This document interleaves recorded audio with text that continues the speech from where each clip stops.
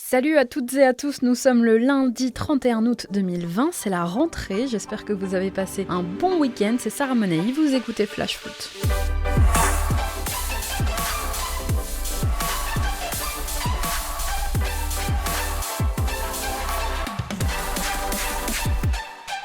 Il s'est passé plein de choses lors de cette deuxième journée de Ligue 1, on va en parler, mais avant ça, c'est notre fait du jour.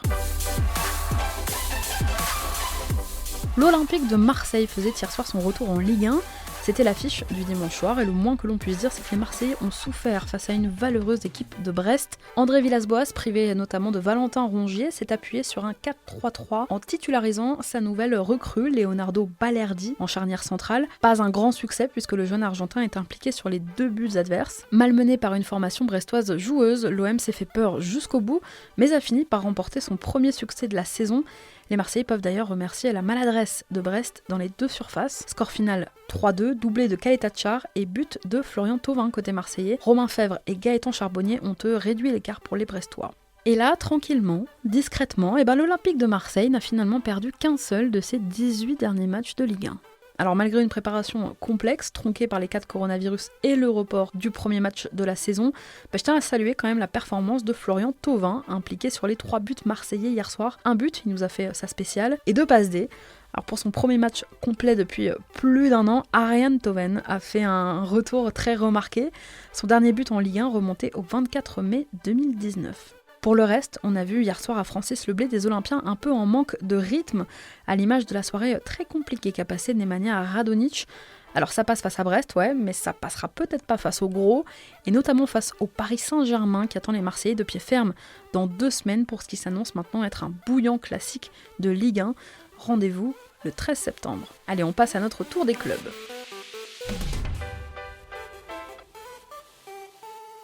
Et on commence par Angers avec un jeune joueur qui établit un record de précocité ce week-end. Mohamed Ali Cho est devenu le premier joueur né en 2004 à avoir foulé une pelouse de Ligue 1. À 16 ans, le jeune Angevin est entré en jeu à 10 minutes du terme de la rencontre contre les Girondins de Bordeaux dimanche. Mohamed Ali Cho a d'ores et déjà inscrit son nom dans l'histoire de la Ligue 1. Bordeaux, enfin sur de bons rails. Après un match nul 0-0 face à Nantes lors de la première journée et une victoire face à Angers dimanche, les Girondins n'ont pour le moment pas encore encaissé de but en championnat. 2 clean sheets sur les 2 premières journées. Ça n'était plus arrivé aux Bordelais depuis 2007-2008. L'effet Gasset sans doute. 1 mois après sa disparition des suites d'une crise cardiaque à seulement 66 ans, l'ombre d'Alex Dupont plane toujours à Francis Leblé. Surnommé Sir Alex, il avait entraîné le Stade brestois pendant 6 saisons et était resté dans le cœur des supporters bretons après avoir notamment fait remonter le club en Ligue 1 en 2009. Une minute de silence a été respectée hier avant la rencontre face à Marseille et plusieurs banderoles étaient déployées le long des tribunes. Une vidéo retraçant même la carrière d'Alex Dupont a également été diffusée sur les écrans géants du stade. Pas de repos pour le DFCO, les hommes de Stéphane Jobard, qui connaissent une entame de championnat bien compliquée avec 2 défaites en 2 matchs, vont devoir bosser pendant la trêve. Dijon organise un match amical vendredi prochain contre l'AJ Auxerre à la Baie des Champs. Rappelons que les Dijonnais se sont lourdement inclinés 4-1 vendredi soir à Lyon. Les Lensois, eux aussi, vont bosser. Ils n'ont pas joué ce week-end, ils retrouveront les terrains jeudi midi, toujours en amical. Les 100 et or affronteront une équipe en forme, leader du championnat belge, Charleroi. L'occasion de retrouvailles aussi pour Guillaume Gillet, qui est retourné en Belgique après 2 ans passés à Lens. Christophe Galtier compte sur Adama Soumaoro, de retour de prêt et partant probable d'ici à la fin du mercato. Le défenseur lillois pourrait finalement avoir sa chance après la trêve. Après avoir été prêté 6 mois au Genoa, qui n'a pas levé l'option d'achat, l'ancien capitaine du LOSC est revenu à Luchin, où il a récemment intégré les séances d'entraînement collectives. Je vous rappelle que le LOSC s'est imposé 1-0 à Reims dimanche.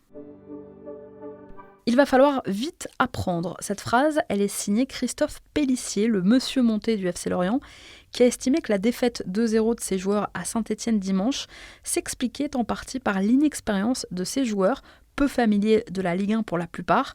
C'est sûr que pour les promus, il va falloir un petit temps d'adaptation. Allez, on continue notre tour des clubs avec Lyon dans un instant, mais avant ça, c'est l'heure de notre déclat du jour. Et justement, elle est signée Jean-Michel Aulas.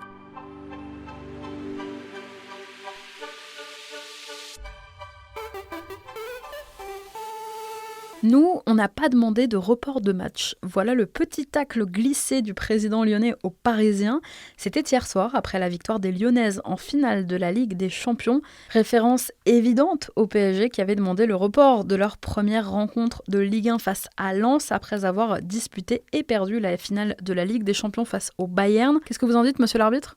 Ça joue. Allez, on reprend notre tour des clubs, direction Lyon.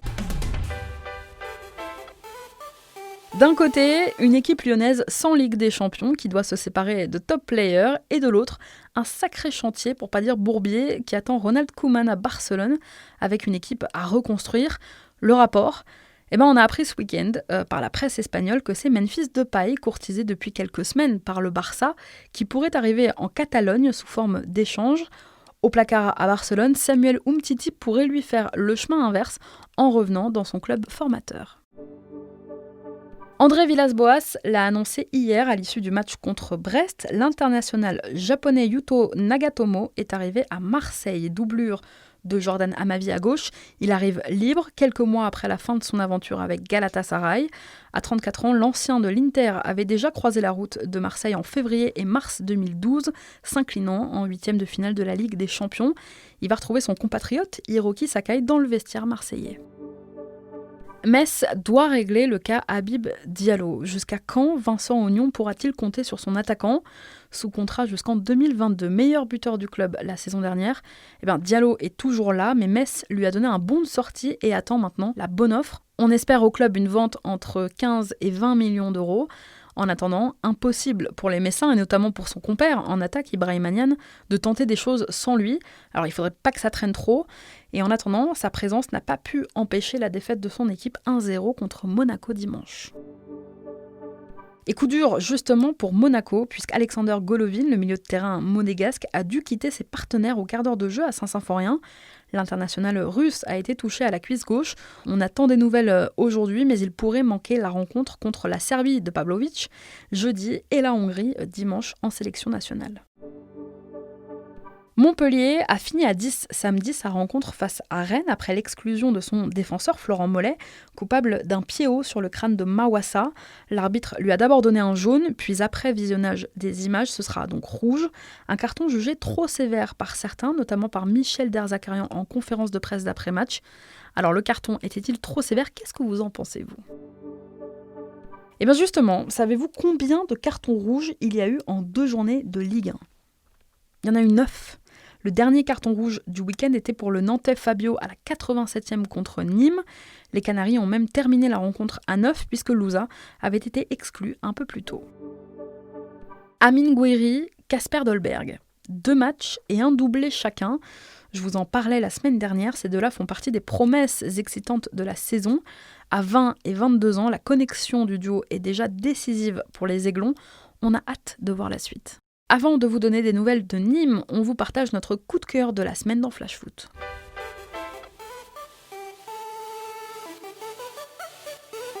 Et le coup de cœur de ce début de semaine, il est pour Eduardo Camavinga. Semaine quasi parfaite pour le jeune milieu rennais, appelé vendredi pour la première fois en équipe de France et buteur samedi pour la première fois au Roison Park. Le jeune milieu de 17 ans, et il n'a que 17 ans, a encore impressionné face à Montpellier. 1-2 avec Fetou Mawassa, accélération, feinte de corps, tir croisé imparable. Il inscrit son 2e but en pro et offre dans la foulée la victoire à son équipe puisque les Rennais se sont imposés 2-1. Alors il faut dire que Camavinga est au-dessus du lot, QI foot, toucher de balle, feinte de corps. C'est un fin relayeur, polyvalent, rapide. Record de précocité aussi, la saison dernière, il était déjà entré dans la légende de son club en devenant le plus jeune buteur de l'histoire du Stade Rennais. En septembre, il pourrait aussi devenir le premier joueur mineur à compter une sélection en bleu depuis la Seconde Guerre mondiale, s'il entre en jeu bien sûr face à la Suède ou face à la Croatie. Devenu indispensable au Stade Rennais, Eduardo Camavinga n'a que finalement très peu quitté le 11 de départ depuis sa première titularisation en mai 2019. Il va désormais donc essayer de se faire une place en équipe de France et il va disputer la Ligue des Champions cette saison avec Rennes, avant d'agiter à coup sûr le marché des transferts l'été prochain. À la recherche d'un milieu de terrain, le Paris Saint-Germain l'aurait ciblé, mais ne serait pas le seul prétendant, bien sûr, pour Camavinga. Le Real Madrid de Zizou suivrait aussi de près le crack rennais. C'est pas de la Ligue 1, mais clin d'œil aussi aux Lyonnaises, qui ont ajouté hier un 7e titre européen à leur palmarès, en remportant hier face à Wolfsburg la finale de la Ligue des Champions, leur 5e titre d'affilée. Bravo les filles. Allez, on reprend notre tour des clubs, direction les Costières cette fois, direction Nîmes.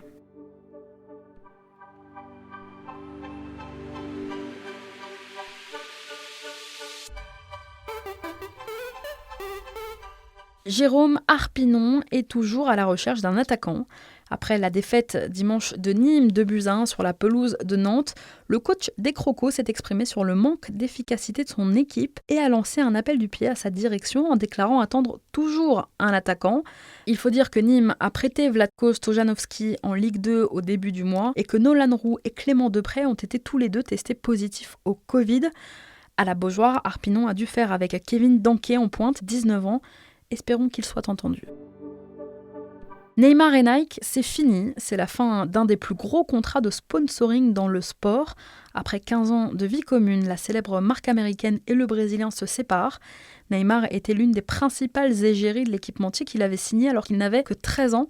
Il n'était pas encore apparu en équipe pro à Santos. Les médias brésiliens affirment aujourd'hui que Neymar et Nike ont échoué à trouver un accord sur la future rémunération du joueur. Neymar devrait s'engager dans les prochains jours avec le grand rival allemand Puma. Ça y est, on connaît les futurs adversaires de Reims pour le deuxième tour de qualification en Europa League. 6e de Ligue 1 suite à l'arrêt précoce du championnat la saison dernière. Je vous rappelle que le Stade de Reims va jouer l'Europa League cette saison. Et les hommes de David Guillon vont affronter sur match sec les Suisses du Servette Genève le 17 septembre prochain. Adversaire difficile puisque le Servette a terminé 4e du dernier championnat suisse. Trêve studieuse pour les Rennais qui vont affronter le Benfica Lisbonne en amical. Les Rouges et Noirs ont ainsi rendez-vous samedi à Lisbonne. Julien Stéphan ne pourra toutefois pas compter sur Steven Zonzi et sur Eduardo Camavinga, tous les deux convoqués en bleu, ni sur Fetou Mawassa qui est appelé chez les Espoirs. Adrien Truffert et Giorgino Rutter, eux, participeront au rassemblement des U19. Kevin Monet-Paquet a fait son grand retour en Ligue 1 dimanche en remplaçant Romain Hamouma à la 72e minute du match contre Lorient, 560 jours après son dernier match. L'attaquant stéphanois avait enchaîné les galères, blessé en février 2019 puis de nouveau en octobre 2019 au cours d'un entraînement. Monet-Paquet avait été opéré dans la foulée du ligament croisé antérieur du genou gauche. Il s'est accroché, il n'a jamais lâché. Voilà un retour qui fait plaisir. Bonne nouvelle pour les supporters strasbourgeois. La préfète de Strasbourg, Josiane Chevalier, c'est son nom, envisagerait d'augmenter la jauge de la Méno pour la venue de Dijon le 20 septembre prochain. Elle souhaiterait voir son stade accueillir plus que les 5000 supporters pour l'instant autorisés par le gouvernement. Merci beaucoup d'avoir été avec nous, c'était Sarah Menei, vous écoutiez Flash Foot et on se retrouve demain.